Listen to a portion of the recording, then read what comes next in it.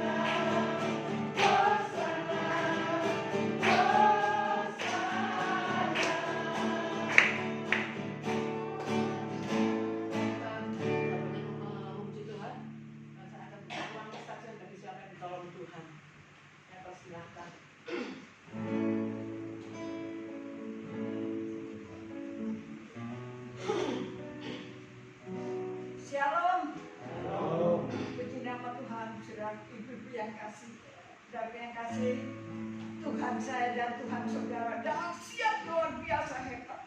Puji nama Tuhan. Berapa yang kasih, saudara jangan bosan ya saya menyaksikan cintanya Tuhan. Berapa yang kasih kalau saya pindah sudah 4 bulan ini ke Tanah Merah Gampang. Jadi pojok sendiri Tanah Merah Gampang pojok. Taman living itu 8 meter ya saudara itu. Lantas di depan pas jarak dari kamar ke apa namanya listrik gitu yang tank itu kabel besar itu di situ jarak 1 meter kamar saya. Puji nama Tuhan. Sudah terima kasih. Kalau kemarin saya mau ke gereja pakai baju merah, jam 2 itu saya sudah siap. Lantas jam 2:30 itu saya duduk. Tuhan, saya mau ke gereja Tuhan. 3:30 Tuhan, saya mau berangkat. Tapi mendung Tuhan. Bagaimana Tuhan? Lalukan Tuhan, angin topan, angin beliung, hujan deras. Lalukan Tuhan jauh-jauh Tuhan supaya kami bisa beribadah. Tuhan Yesus tolonglah saya. Belas kasihan-Mu curahkan Tuhan. Tuhan tolong turunkan mereka dari surga Tuhan untuk menjaga mana aku di Drop Entry dan di Jalan Tanah Merah ini semua beri selamat. Juga emas saya di sini Tuhan. Engkau turunkan mereka dari surga menjaga rumah saya. Puji nama Tuhan. Saudara yang kasih saya habis doa, Tuhan berbicara dalam telinga saya. Ganti bajunya. Ya Tuhan, terima kasih. Nanti saya ganti baju itu, merah itu saya ganti. Pakai baju jelek saya saudara. Lantas sebentar lagi, doa hilang itu. Aduh Tuhan, terima kasih. Tuhan Yesus tutup, lawang itu ditutup sama saya. Habis sebentar lagi hujan deras, angin yang namanya blimbing. Mau blimbing itu saya di tingkat ya saudara. Tingkat 2 cuma orang top. Yang bawah yang punya rumah. Jadi mau blimbing, waduh tidak tak korban. Tuhan saya doa, Tuhan tolonglah saya Tuhan, selamatkan daerah Tanah Merah itu. Akhirnya saudara yang kasih Saya keluar mau setengah 4 berhenti. Terima kasih Tuhan Yesus. Terima kasih. Saya pakai ujung kresek. Ayo Gus, antarkan ibu ke kerja. Ya Bu. Pakai sepeda pancat itu saya keluar.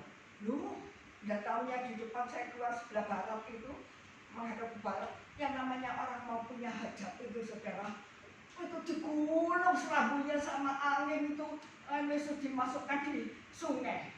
Habis itu, aduh, ayo Gus, ayo kerja. Data saya mampir ke rumahnya anak saya. Bu, ibu, apa? Ini yang namanya Alfawa itu apa namanya dulu sudah dilipat jadi 2 kemarin. Ini tadi Bu, kenapa? Duh, kopak. Terus lantas semua saya suruh keluar Bu. Ayo keluar semua. Yang namanya sama bensinnya anak saya yang buat kerja itu dipegangi, megang, kan mau diangkat, mau dijebol sama angin. Terus di depan rumahnya anak saya tadi itu yang daun waru terus ke bawah naik, terus ke bawah naik. Makanya ya Nak ya, saya kasih tahu kamu satu semua, cucu, anak, mantu saya kasih tahu. Kalau dulu ibu tempat tinggal di sini, kos-kosan sini sebelah, ibu kalau doa ya Nak ya, kamu tuh harus apa namanya, harus itu punya apa namanya belas kasihan sama ibu, punya sopan.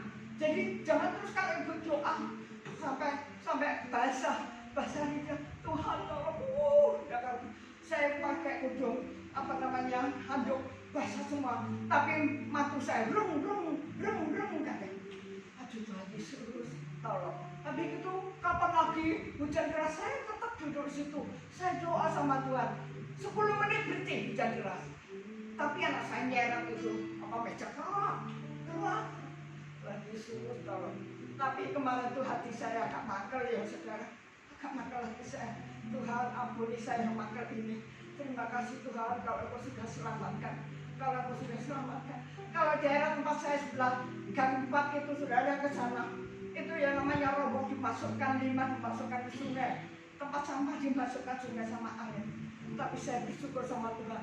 Sampai saya ke gereja saya lihat pohon belimbing itu dari atas sampai bawah ke sana tidak ada yang patah satupun. Tapi Tuhan saya itu dahsyat luar biasa.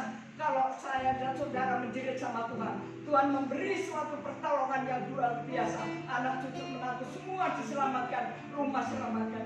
Terima kasih, itulah suatu kesaksian saya. Saya kembalikan kepada pimpinan pujian. Ya, puji Tuhan. Sebentar saya mengandalkan Tuhan senantiasa. Jadi saya juga mau saksi tentang kehidupan saya sendiri saudara ya. Senantiasa yang doa pagi tadi yang Bu Gun katakan seperti yang di Amsal 3:6.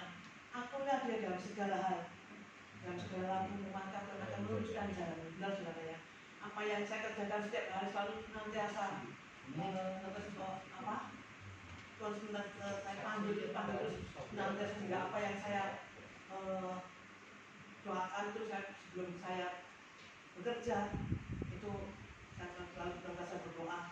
Apa yang Tuhan saya doakan ternyata terwujud juga ya. Sebelum hujan ini saya jualan es itu tidak seberapa ramai sehingga Tuhan itu senantiasa menggerakkan orang yang seperti kayak Naila ya, yang menggunakan Naila. Waktu itu memang saya jual es juga sebab sudah negosi semasa musim ini kan tidak seberapa ramai. Lain waktu musim panas itu namanya saya bikin sudah bisa terus. Ternyata belakangan ini sepi ya. Tapi puji Tuhan. Kailah bawa dagangan, saya tanya apa itu Kailah? Dagangan mau jatuh mau. Saya bersyukur, saya jual daster, jual celana, saya datang Tuhan. Ternyata saya tidak sedikit Tuhan juga saya tidak laku. Puji nama Tuhan, nama Tuhan sejati diagung dan ditinggikan. Terima kasih. Kita pujikan lingkupiku. Oh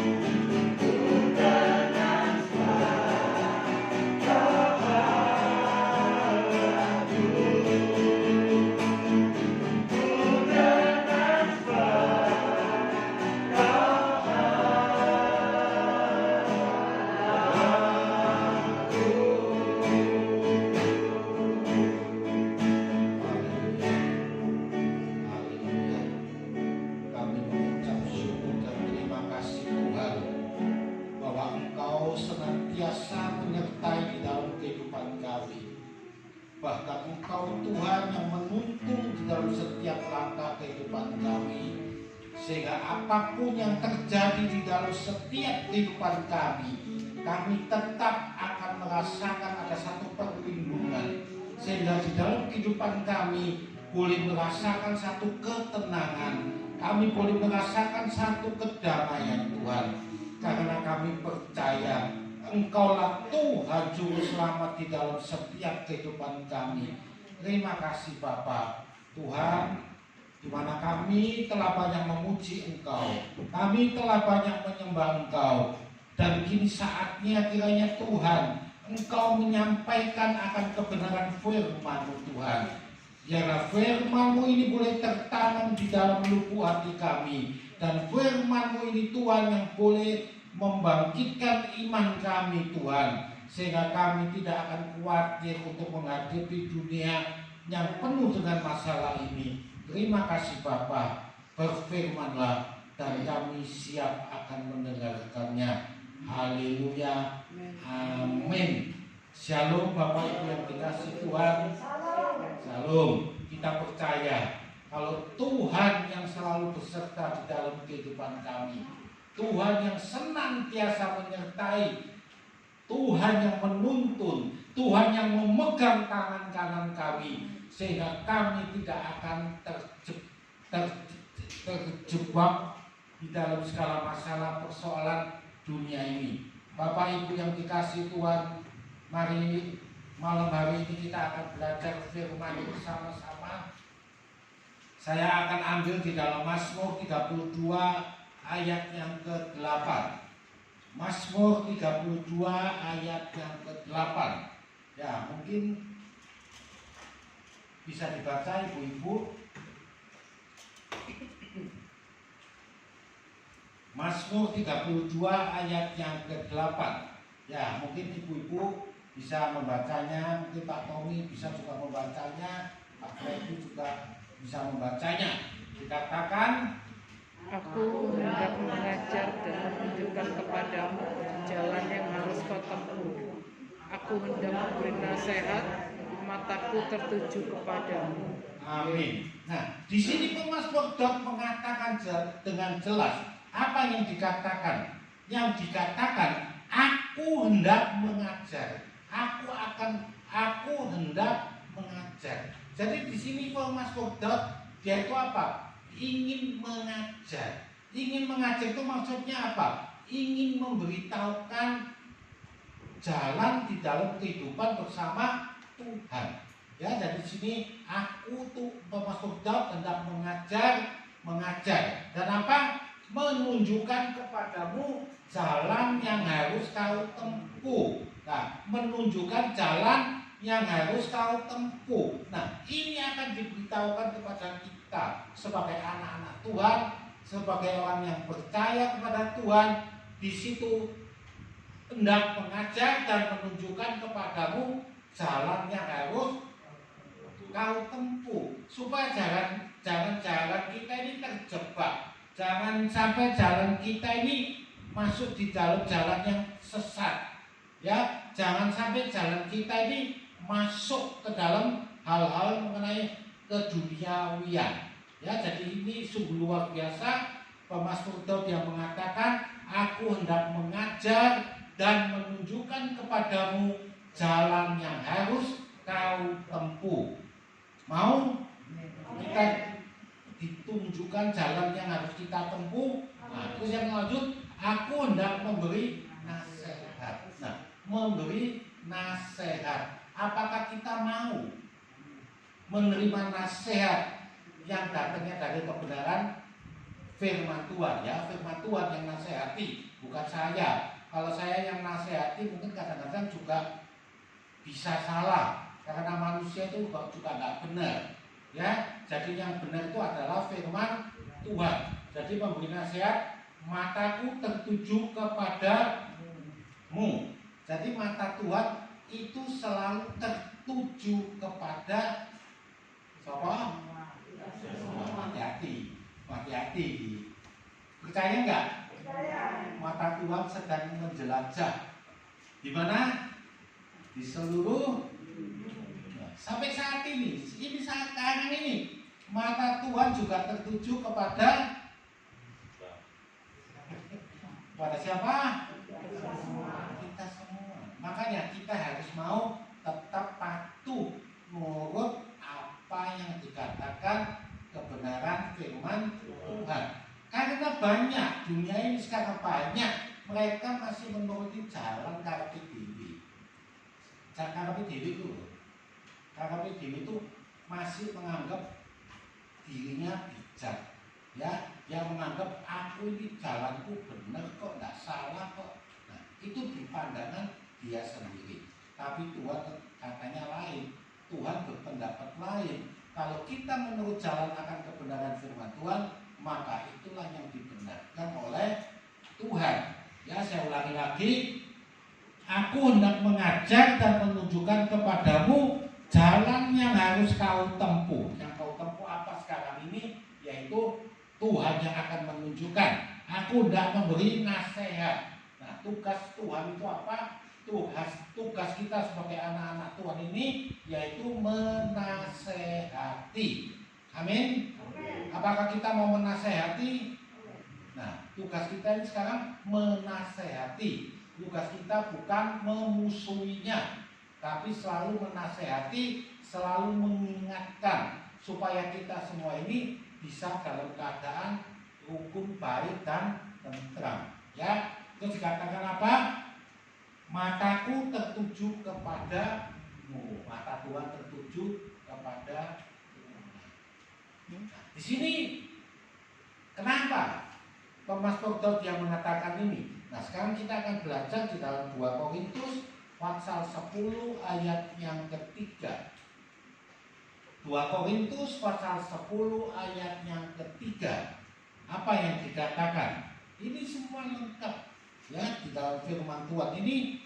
Rasul Paulus yang menulis di dalam 2 Korintus 10 ayat yang ketiga. Apa dikatakan Ibu? Memang kami masih hidup di dunia, tetapi kami tidak berjuang secara duniawi. Amin. Nah, dikatakan apa? Memang kami masih hidup di dunia, tetapi kami tidak berjuang secara duniawi. Nah, ini jadi manusia duniawi itu masih ada. Makanya Pemasmur Daud yang mengatakan apa? Aku hendak mengajar. Aku hendak menasehatinya supaya kita ini jangan hidup apa? Hidup duniawi. Nah, jangan dikatakan manusia duniawi itu yang bagaimana? Ya, manusia duniawi itu yang bagaimana? Kita kan sering mendengar manusia duniawi. Loh, sebenarnya manusia duniawi itu sing ya apa sih? Nah, kita sekarang harus belajar, kita harus tahu yang dimaksud dengan manusia duniawi ialah, nah ini firman Tuhan di dalam 1 Korintus 2 ayat 14. 1 Korintus 2 ayat 14. Nah ini, jadi kita harus tahu manusia duniawi. Jangan sampai kita tidak tahu. Nanti dikatakan, oh ada manusia duniawi, ada manusia rohani, ada manusiawi. Terus yang kita apa sih? Aku tidak tahu lah ini. Ya, jadi malam hari ini saya akan memberikan pelajaran sesuai kebenaran firman Tuhan yang dimaksud dengan manusia duniawi itu yang bagaimana. Nah ini kita baca. Ibu baca supaya tahu. Nah, apa? Manusia duniawi ialah tidak menerima apa yang berasal dari dia tidak mau menerima, ya, dia tidak percaya sama sekali. Karena apa? Dia percaya hanya yang kelihatan toh, ya, dia yang kelihatan, yang dia lihat itu yang dia percayai, tapi dia sama sekali tidak percaya dengan masalah kerohanian. Ya, dikatakan dengan zat. Tetapi manusia duniawi tidak menerima apa yang berasal dari Allah. Dia tidak percaya. Makanya Bapak Ibu yang dikasih Tuhan, kita tahu sekarang, ya, kalau kita masih duniawi, berarti kepercayaan kita kepada Allah, Roh Allah itu sama sekali masih diragukan, ya, masih diragukan. Apakah sungguh-sungguh orang ini sudah menjadi manusia rohani?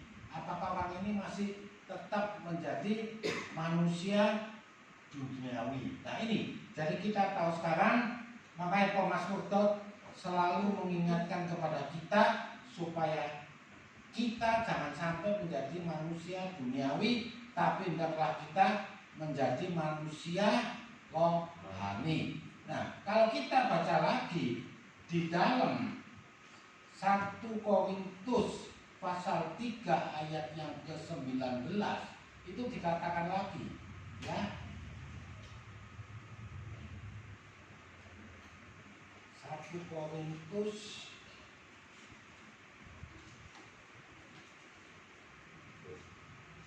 ya, baca dulu gak apa-apa.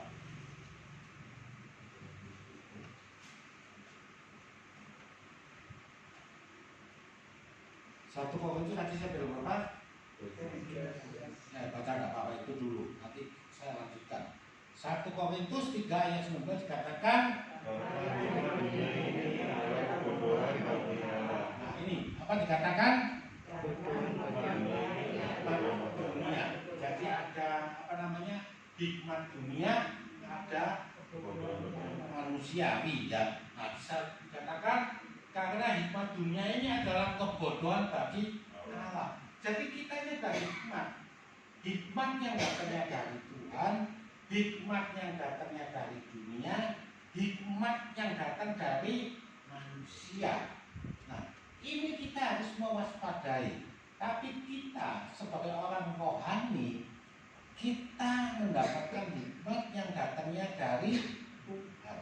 Ya, kalau hikmat yang datangnya dari Tuhan, itu yang akan mendatangkan sukacita, yang mendatangkan kedamaian, yang mendatangkan satu kerukunan. Ya, nah ini tadi hikmat. Karena hikmat tadi manusia bijaksana, sama manusia duniawi. Nah sekarang saya akan lanjutkan.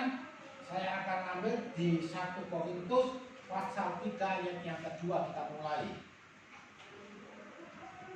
Nah, 1 Korintus pasal 3 ayat 2 ya. Nah, ibu-ibu yang baca. Berbahagialah orang yang membaca, merenungkan firman Tuhan.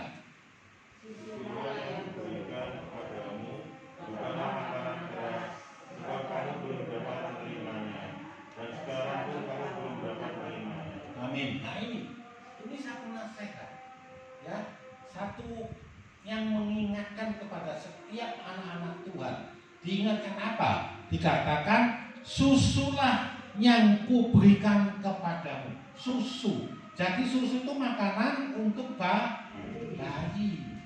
Jadi kalau orang dewasa dipakani susu ya gak iso. Makanya ini yang awal, susulah yang kuberikan kepadamu. Jadi Tuhan itu baik. Firman Tuhan itu mengatakan awal dari supaya kita bisa mengerti, mengenal Tuhan bukan langsung dengan cara yang berat-berat, ya, dengan pelajaran-pelajaran yang membingungkan. Ya, kadang-kadang bisa mempersulit. Kadang-kadang kita juga tidak bisa menangkap dan kadang-kadang kita tidak bisa mengerti. Tapi di sini firman Tuhan dikatakan di dalam 1 Korintus pasal 3 ayat yang kedua dikatakan susulah yang kuberikan kepadamu. Jadi makanan yang enak-enak dulu yang diberikan kepada anak-anak Tuhan. Kalau anak-anak diberi makanan yang keras oleh Tuhan, pasti mereka akan mental. Maka saya sering berkata sama mereka yang di tempat sana, kalau kita memberitahukan itu jangan yang bulet-bulet. Ya, kita kalau memberitakan itu yang enteng-enteng dulu, yang bisa diterima oleh jemaat. Kita jangan memberitakan yang cukup bulet, yang berat, sehingga akhirnya jemaat itu bukan mengerti, maka jemaat itu malah jadi bingung. Ya, tapi di sini Tuhan mengerti. Ya, Rasul Paulus yang mengerti. Dia katakan apa? Susulah yang kuberikan kepadamu. Ya, jadi bukan makanan-makanan yang keras. Kalau makanan-makanan yang keras, pasti mereka akan terpental, terselekan, gak bisa nyopot, masih kelelekan. Itu umpamanya firman Tuhan itu ngono. Jadi kalau kita memberitakan firman Tuhan, ayolah yang lembut-lembut, yang gampang diresap oleh jemaat. Jangan sampai kita ini membuat jemaat malah bingung. Apa sih maksudnya apa? Jangan. Ya, kita harus memudahkan jemaat supaya bisa menerima. Oh, maksudnya ini loh. Jadi langsung bisa diterima. Seperti susu, ya lembut, langsung bisa ditelan. Tapi kalau bayi dikai apa jenenge itu?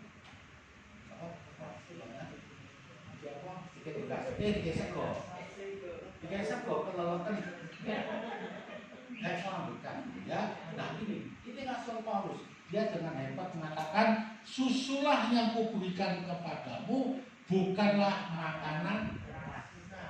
Jadi yang enteng-enteng dulu. Yang penting apa jemaat contoh nih ya. Yang penting apa yang menjadi kebutuhan jemaat. Yang menjadi kebutuhan jemaat yaitu pertama keselamatan. Itu yang menjadi kebutuhan. Yang kedua apa yang dikatakan yang menjadi kebutuhan manusia yaitu kemujuran.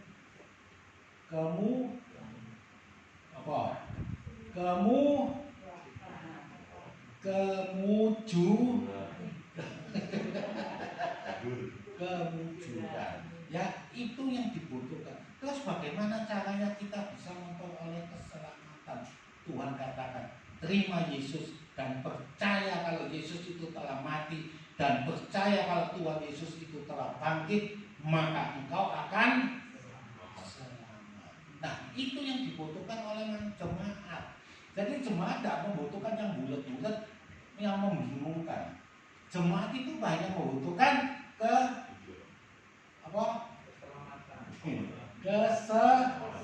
keselamatan. Terus kedua apa? Berilah aku kemujuran. Itu ada di dalam Mazmur 124. Ya, itu ya. Apa dikatakan oleh pemazmur Daud? Kiranya Tuhan berilah aku keselamatan, kiranya berikanlah aku kemujuran. Nah, terus yang ketiga apa? Diberikan apa? Yang dibutuhkan kedamaian, ya. Nah, ini kebutuhan jemaat. Karena firman Tuhan tidak pernah disebutkan ini. Apa? Rancanganku ialah rancangan damai sejahtera. Bahkan damai sejahtera ini sudah diberikan kepada kita. Ya, di dalam Yohanes dikatakan damai sejahtera telah kuberikan kepadamu. Damai sejahtera telah kutinggalkan kepadamu. Apa? Damai sejahtera telah kuberikan kepada ya, malam hari ini kita imani, kita amini kalau damai sejahtera Tuhan sudah diberikan kepada kita. Damai sejahtera Allah sudah ditinggalkan kepada kita. Nah, ini kita amini. Jadi damai sejahtera itu diingatkan juga tidak sama dengan damai sejahtera yang datangnya dari dunia. Jadi nggak sama. Makanya ada hikmat dunia, ada hikmat manusia, ada hikmat manusia. Tapi kita sebagai orang rohani, kita mengucap syukur kalau kita sudah menerima hikmat yang datangnya dari Tuhan. Nah, sekarang pertanyaannya, ya, Amsal 3 ayat 13 mengatakan, ini Amsal 3 ayat 13 mengatakan apa? Kita ini adalah orang yang paling berbahagia. Ya, kita ini adalah orang yang paling berbahagia. Kenapa Amsal selalu mengatakan kita ini orang yang paling berbahagia? Karena apa? Amsal 3 ayat 13 dikatakan apa? Amin. Ya, dikatakan apa? Berbahagialah orang yang mendapatkan hikmat yang datangnya dari mana? Bukan datang dari dunia, tapi hikmat yang datangnya dari Tuhan.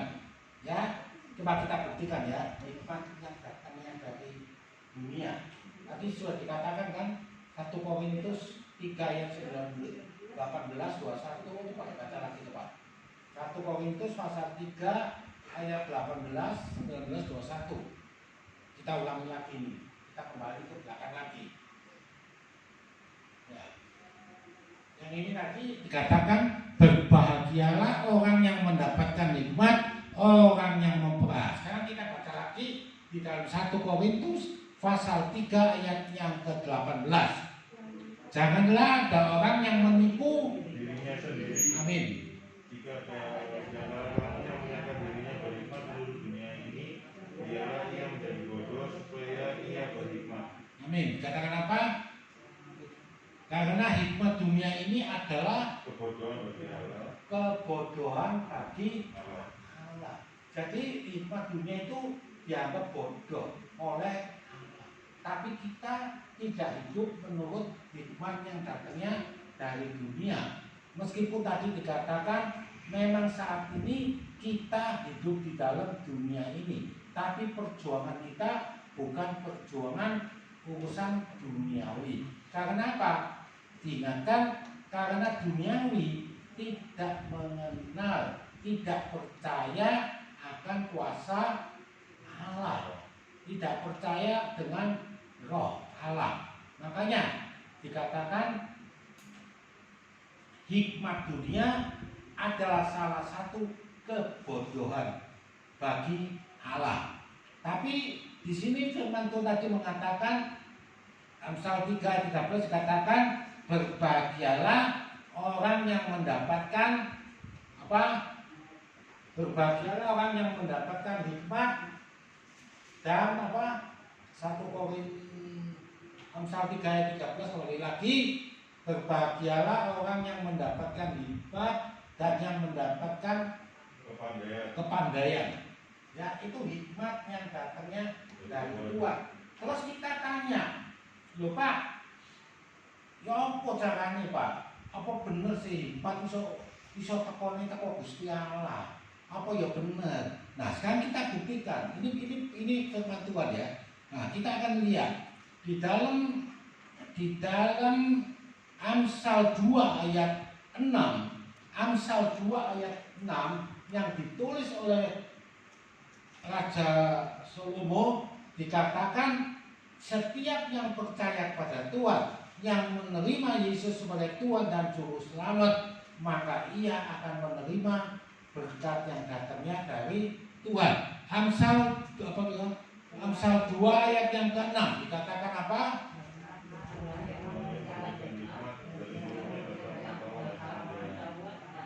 Nah ini, jadi kalau kita sungguh-sungguh sudah percaya menerima Yesus sebagai Tuhan, maka di situ Tuhanlah yang akan memberikan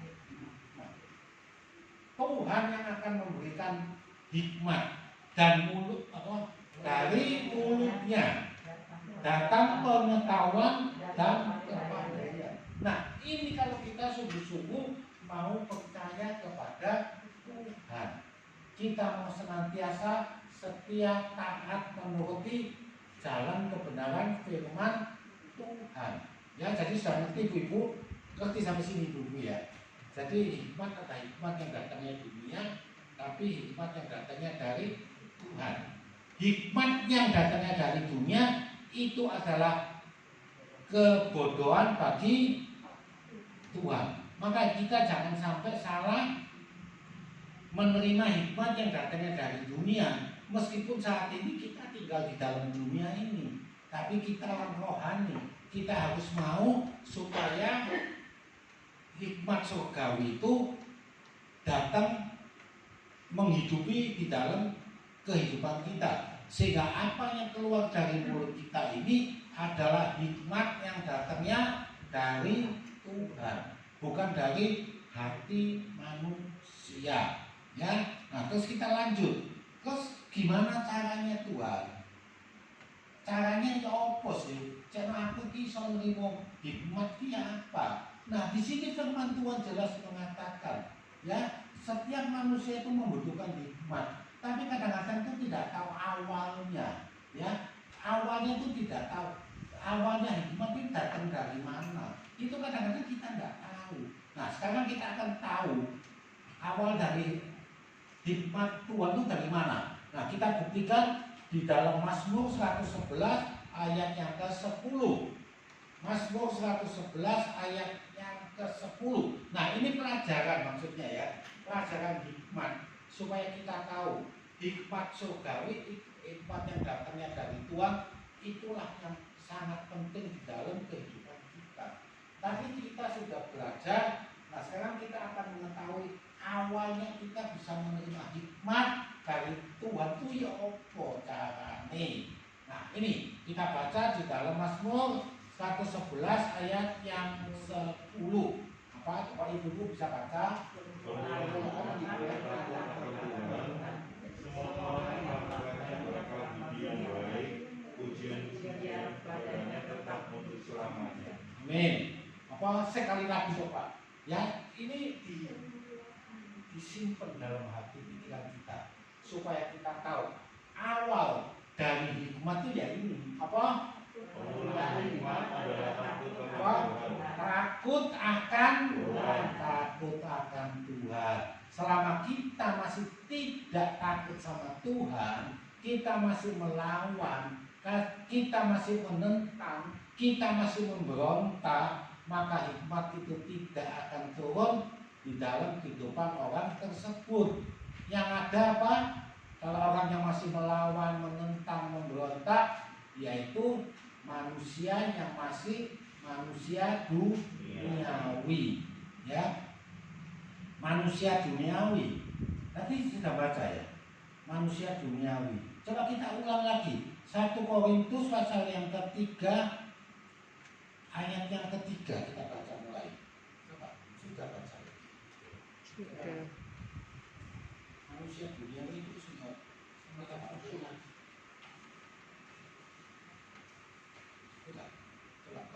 Korintus 1 Korintus 3 demikian firman Tuhan, karena kamu masih manusia duniawi, sebab jika di antara kamu sudah ya dia. Karena kamu masih manusia duniawi. Nah, coba ini. Sebab sebab jika di antara kamu ada iri hati. Nah, apa? Ini belum tadi toh? Belum. Ya, coba kita baca ulang lagi. Karena kamu masih manusia duniawi. Nah, kalau kita manusia duniawi, apa sifat manusia duniawi itu? Nah, ini apa dikatakan? Sebab jika di antara kamu ada iri hati itu adalah senjata iblis yang masih berlaku sampai saat ini. Tapi kita percaya di tempat ini semua iri hati sudah dipatahkan kuasanya. Oleh siapa? Oleh kuasa Roh Kudus yang ada di dalam hati kita. Ya, karena tubuh kita ini adalah bait Allah dan Roh Kudus ada di dalam kehidupan kita. Nah, Roh Kudus inilah yang menghancurkan senjata iblis yang masih berlaku, yaitu iri hati. Makanya kalau kita tidak ada Roh Kudus, maka keduniawian itu masih ada. Apa? Yaitu iri hati. Nah, iri hati itu apa? Gak seneng ambil uang sing apa? Gak seneng ambil uang sing berhasil. Gak seneng ambil uang sing sukses. Gak seneng ambil uang sing apa mana?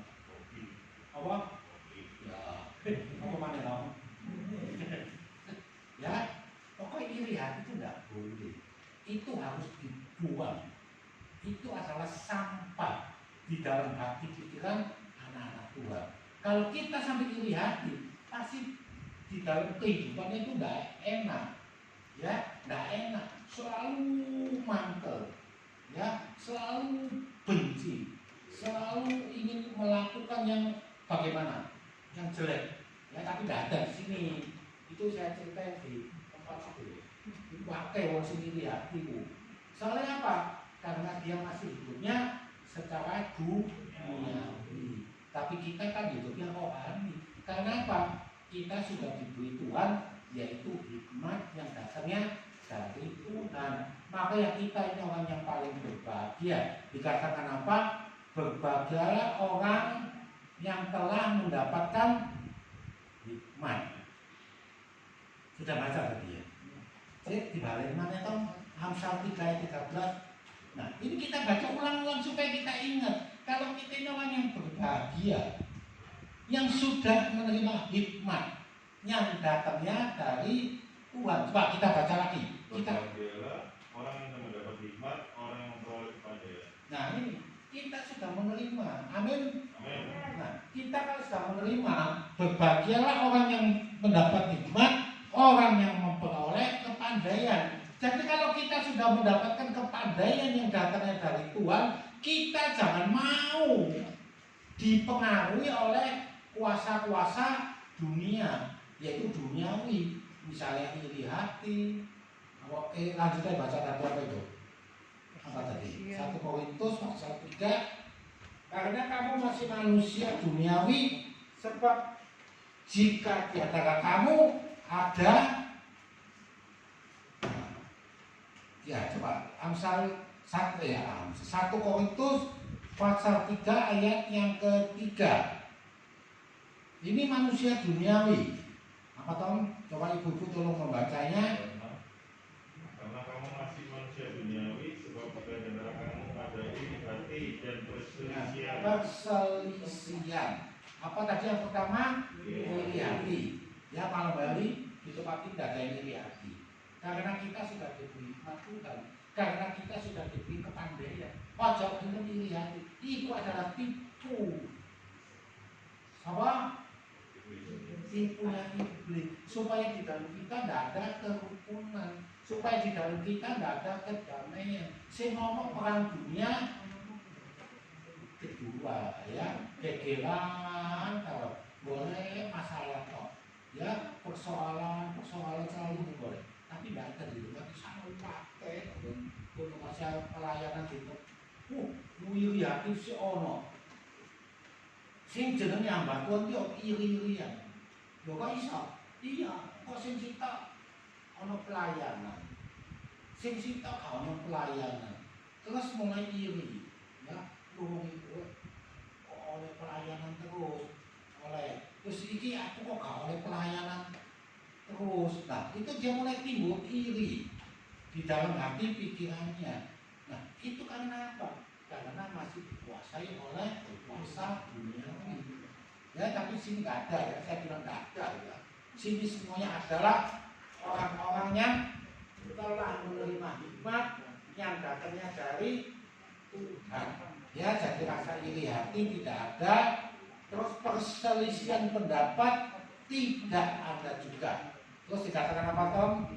Iri hati dan perselisihan, bukankah hal itu menunjukkan bahwa kamu manusia duniawi dan bahwa kamu hidup secara manusiawi? Nah ini tidak boleh. Ya, ini nasihat. Bukan maksudnya nasihat itu di tempat ini ada, tidak ada di tempat ini tidak ada. Semuanya hidup berdasarkan firman Tuhan. Semua berdasarkan hikmat yang datangnya dari Tuhan. Ya, jadi paham sampai sini Bapak Ibu yang dikasih Tuhan. Ya, duniawi itu halal urusan dunia. Yang selalu mendatangkan iri hati, perselisihan, dan juga selalu mendatangkan yang tidak ada kedamaian. Tapi beda kalau kita hidup di dalam hikmat yang datangnya dari Tuhan. Maka dikatakan hikmat kita datangnya dari Tuhan. Dan kita berbahagia karena kita sudah menerima berkat yang datangnya dari Tuhan. Nah sekarang kita akan belajar akhir ya, berkat yang datangnya dari atas, berkat yang datangnya dari bawah. Maksudnya atas itu apa? Ya datangnya dari Tuhan.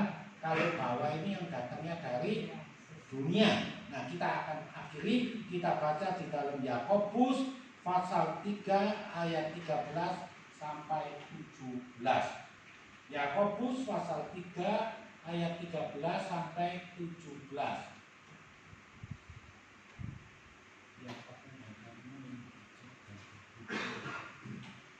Yakobus 3 ayat 13 sampai siapa? Coba baca coba. Siapakah? Nah, ini baca. Ini ya, 1, 2, 3. Siapakah di antara kamu yang bijak dalam budi? Loh, siapakah? Nah, ini dikatakan siapakah di antara kamu yang bijak dan berbudi? Siapa di antara kamu? Loh, saya Tuhan, saya bijak Tuhan, ya, dan berbudi. Terus dikatakan perbuatannya oleh hikmat yang lahir dari kelemahan. dari apa? Hikmat Apa? Yang lahir dari kelembutan. Jadi kita kalau sampai ada hikmat Tuhan, maka di dalam hati kita ini ada satu kelembutan. Jadi halus ngomong. Wong sapa sing halus? Wong Solo. Wong Solo itu kalau ngomong tahan. Halus wong Solo itu ya. Jadi kita harus mau seperti wong enggak wong Solo. Kita harus mau menjadi manusia yang lemah lembut. Lemah lembut itu apa? Berarti dia sabar, dia rendah hati, tidak gampang emosi, tidak gampang menuduh kesalahan orang. Tapi kita harus mau apa tadi? Lemah lembut. Nah, terus ayat 14.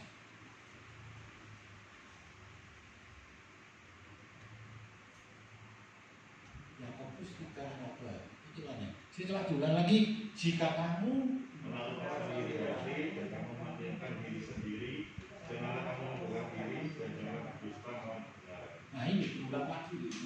Yakobus dikatakan lagi, jika kamu menaruh perasaan iri hati dan kamu mementingkan diri, tidak ada tempat ini mementingkan diri sendiri, tidak ada. Ya, tidak ada di tempat ini. Semuanya apa? Ada kasih. Semua saling menopang, saling membantu. Dengan cara apa? Mengingatkan dan menasehati dengan cara firman Tuhan, yaitu menasehati dengan cara kasih dan kelembutan. Jadi tidak sampai timbul masalah. Ada orang dinasehati nggak terima, kekel. Soalnya apa? Sing nasehati kata-katanya tajam seperti tajam seperti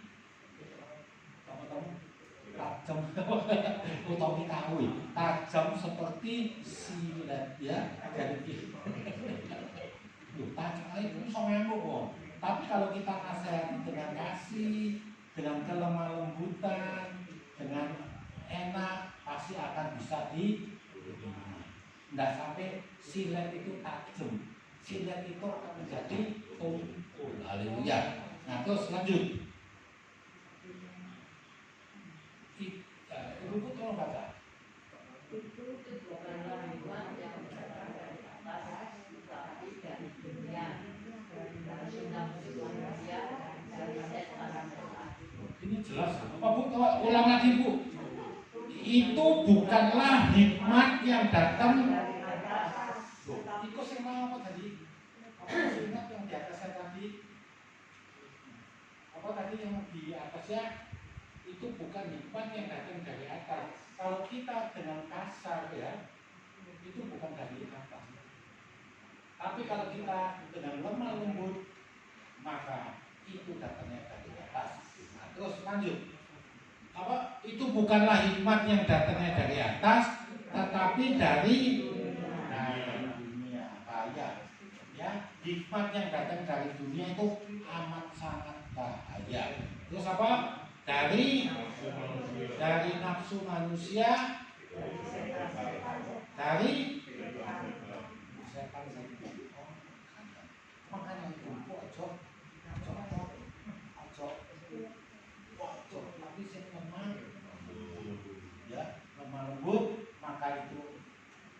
dialah orang yang lemah, lembut, maka ia akan melihat. Amin ya. Tadi lanjut.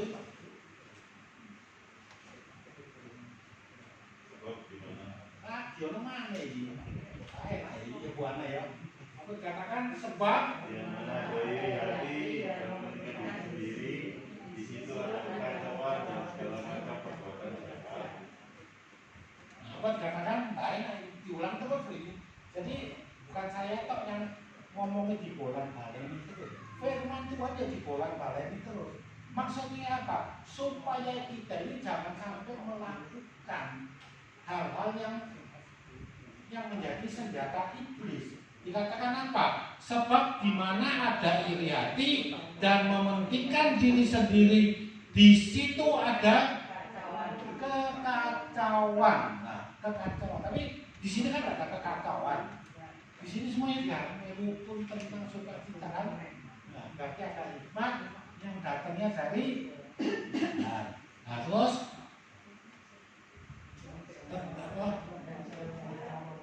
kekacauan dan segala macam perbuatan jahat. Terus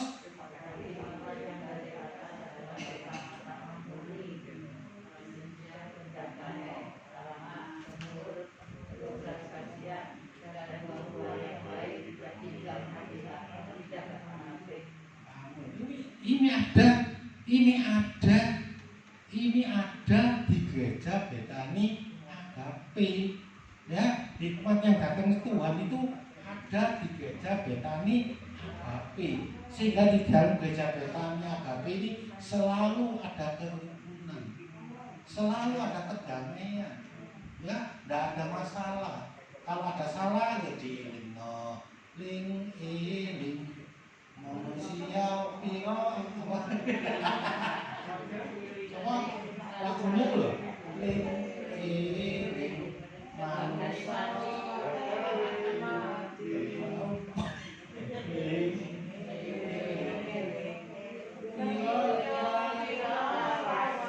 manusia piro silawasi apa gak enggak ya. Jadi kita disuruh eling lagunya itu.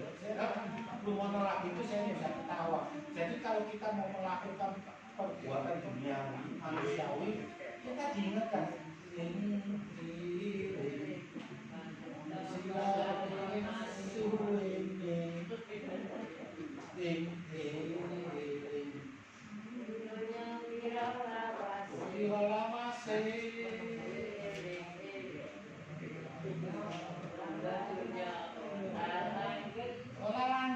maksudnya nggak bisa. Suatu saat kita akan pulang ke rumah Bapak. Kalau kita ada hikmat Tuhan, maka jaminan kita yaitu masuk di dalam kerajaan Allah. Jadi tidak terus menyesal nanti seperti orang itu. Ya, menyesal dalam firman Tuhan dikatakan orang kaya yang memakai jubah biru dengan Lazarus yang makannya minta-minta. Akhirnya podo-podo mulai ini. Akhirnya si Lazarus di dalam pangkuan Bapak Abraham. Si orang kaya itu yang memakai jubah biru itu masuk di dalam api yang kekal. Apa dia menyesal? Betul. Menyesal apa? Betul. Iya ya, aku pengen ini. Saya kira aku nggak mau menderita pulau. Waduh, gendito. Ate ngombe gak iso, ate mati gak iso. Kayak mati mana lho? Gak iso. Jadi penderita siksaan. Makanya nanti lagu itu eling-eling manusia wis piro suwi. Nek pun dunia enggak langgeng.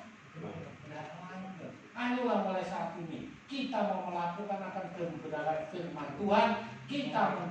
Kita melakukan sesuai hikmat yang datangnya dari surga, hikmat yang datangnya dari Tuhan.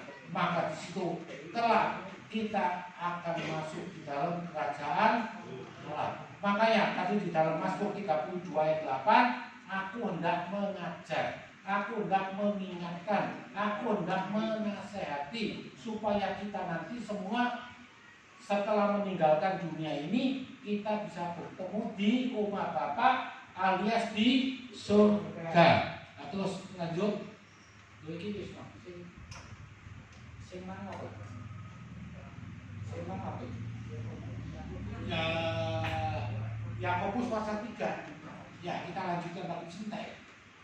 Ya, cinta ya. Yakobus pasal 3 ayat itu tadi. 13 sampai 17. Cinta ya. 17. Pak diulang lagi. Tetapi hikmat yang datangnya dari atas pertama-tama ialah murni, itu karena campurannya asli loh, ya asli firman Tuhan. Terus dikatakan selanjutnya pendamai, berbahagialah orang yang membawa damai, ya itu firman Tuhan. Terus apa mana? Peramai apa? Ramai itu apa?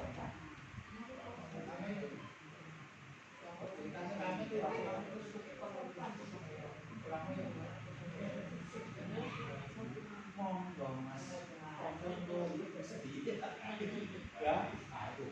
Selanjutnya pertama penurut, penuh belas kasihan dan buah-buah yang tidak memihak dan tidak. Nah, ini adalah salah satu apa? Buah adalah salah satu buah roh ya, yang kemarin telah disampaikan oleh Ibu Pendeta Ira Susanti ya. Ini harus ada satu paket kasih ya, itu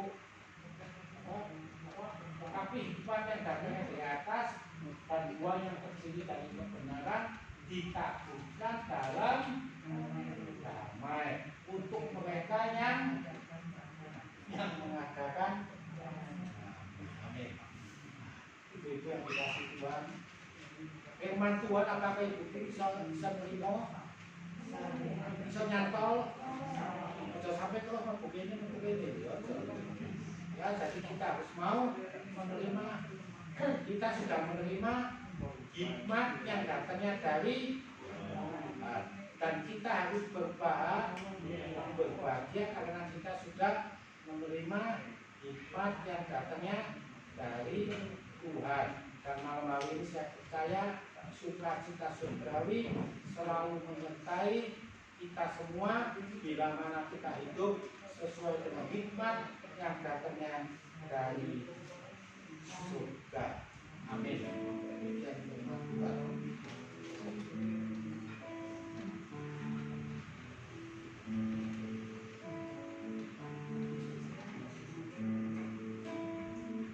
Dan nyanyikan satu lagu ya, kita berbahagia sore hari ini.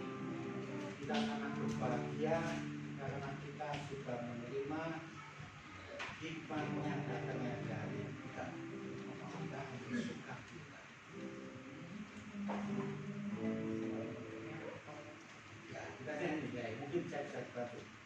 Bila roh Allah ada di dalamku, bukan menari seperti dan menari.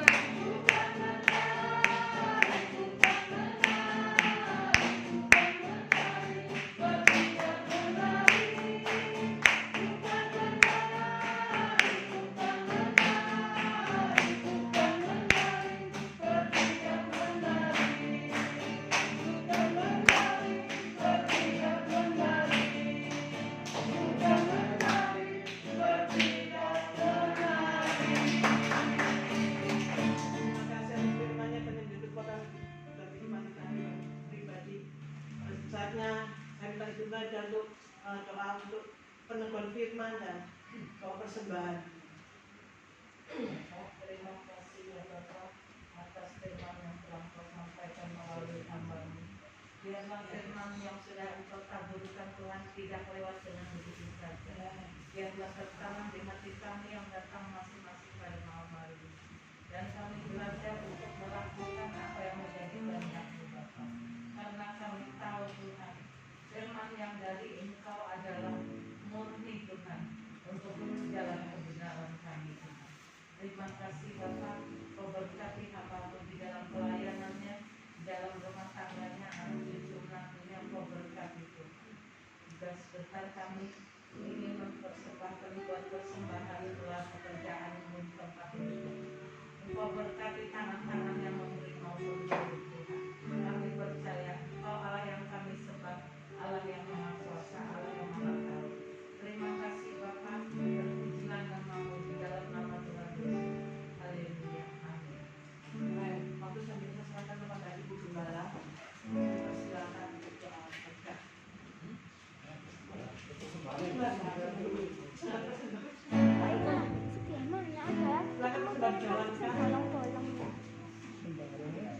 Aku ada aku wae. Ada aku wae. Iya.